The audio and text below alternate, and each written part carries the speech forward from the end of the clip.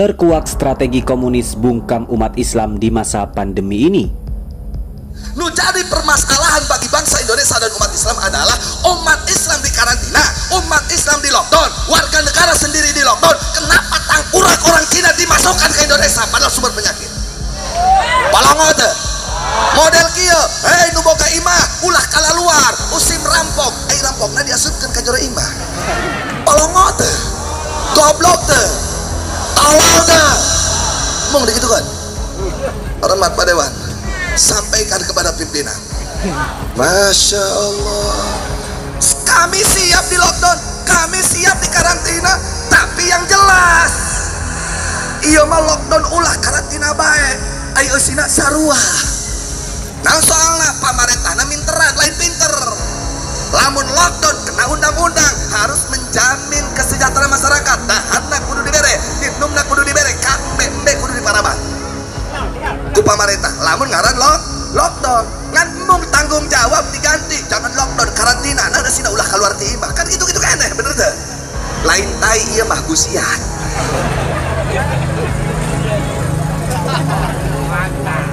Jengkel kulama, Masya Allah. Umat Islam, masyarakat kecil dilarang jualan, tapi orang-orang kafir Cina bebas jualan, betul? Padahal mereka sudah kaya. Ini jualan nih orang kaki lima, masyarakat kecil dapat untung hari itu untuk makan hari itu. Tapi mereka untung hari ini untuk tahun depan dimakannya, betul? Kenapa mereka yang sudah kaya diprioritaskan, tapi yang lemah malah dilemahkan, saudaraku? Adil apa dolim? Dolim apa adil? Kurang ajar tidak aturan seperti itu. Kurang ajar tidak kalau ada pemerintah semacam itu. Betul? Yakin? Takbir.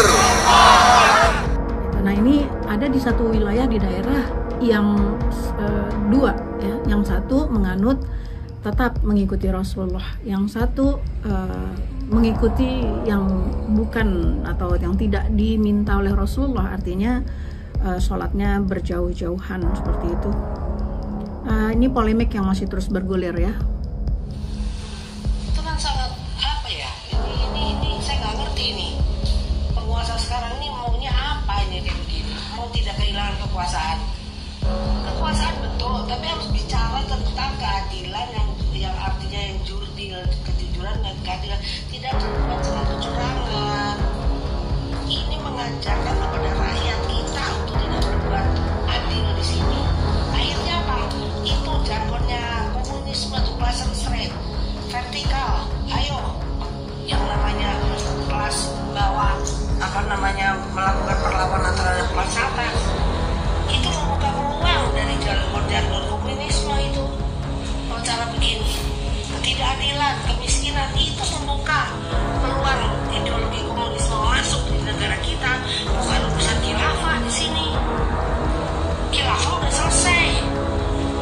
Yang namanya pimpinan orang-orang yang katanya dulu mengadopsi atau merangkul pemikiran khilafah itu sekarang sudah ada di tempatnya Jokowi kok. Ada Presiden Jokowi kok. Orangnya ada di situ. Kenapa harus tanya sama saya, Mbak nggak bisa jawab itu.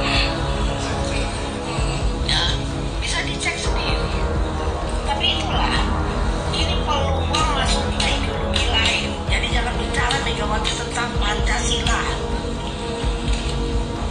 ketidakadilan, kemiskinan, pengangguran dan lain sebagainya. Dan ini adalah demokrasi buah daripada amandemen menjadi demokrasi kita liberal kapitalistik ini.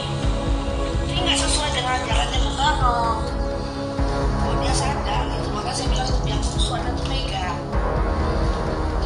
Dan tentu membuka peluang komunisme untuk subur. Ketidakadilan, kemiskinan itu ladang subur. Kalau kita berbicara tentang pandemi, saya kok jadi ingat ya, kok mirip-mirip sembako gitu, yang kadang turun, yang kadang naik, saudara. Jadi udah kayak sembako kan kadang turun tuh, kadang naik. Contoh begini, ini pandemi udah sama kayak sembako. Contoh, ketika mau pilkada turun nih pandemi, turun ini ratingnya, atau turunlah apa ya istilahnya, penyebarannya atau udah mulai menurun lah, udahlah gitulah pokoknya. Jadi kalau mau pilkada turun tuh pandemi, Nah, terus kalau mau tahun baru turun juga tuh pandemi. Makanya kan tempat wisata biasa ramai. Nah, bedanya kalau mau Idul Fitri sama Idul Adha itu naik pandemi. Jadi udah kayak sembako. Itu kan kalau sembako kalau lagi bulan puasa apalagi mau menghadapi Idul Fitri, boh, itu pada naik kan seperti itu. Nah, jadi ini pandemi ini udah mirip-mirip sembako ya. Jadi mau Idul Adha naik, mau Idul Fitri naik, itu kan seperti itu. Nah, kalau mau Idul Fitri naik ya, kalau mau Idul Adha naik. Nah, kalau mau pilkada sama tahun baru itu turun. Seperti itu saudara, luar biasa ya. Jadi sudah bisa bertransformasi atau berevolusi. Atau ada varian pandemi ini. Pandemi ini sudah memiliki varian yang luar biasa. Jadi dia tahu situasi dan kondisi. Jadi kalau mau Idul Adha, Idul Fitri naik tuh. Yang pada akhirnya banyak orang-orang yang mulai mau mengocek-ngocek urusan ibadah. Contoh, tidak diadakan sholat Idul Adha ataupun sholat Idul Fitri gitu kan. Bahkan udah mulai ngocek-ngocek di beberapa daerah udah nggak perlu sholat Jumatan. Yang lucu ini ada yang sholat sambil virtual, ibadah haji virtual, sholat Idul Fitri atau sholat Idul Adha virtual. Masya Allah ya Allah.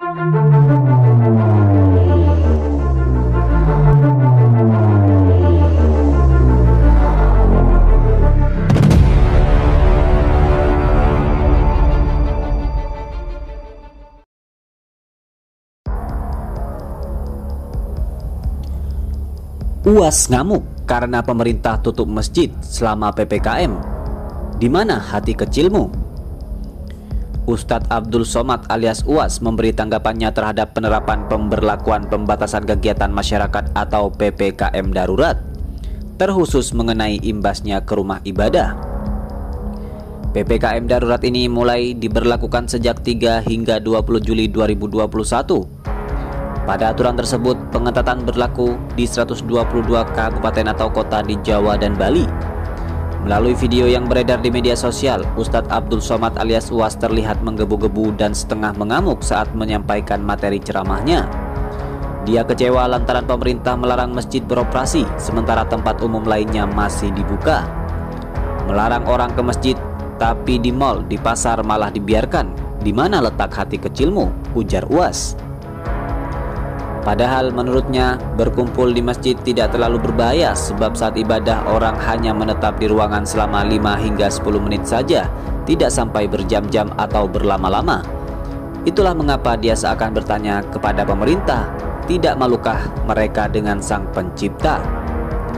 Pemuka agama berdarah Sumatera itu beranggapan selama pandemi melanda Indonesia, masjid kerap dijadikan kambing hitam penularan COVID-19. Padahal kenyataannya belum tentu demikian.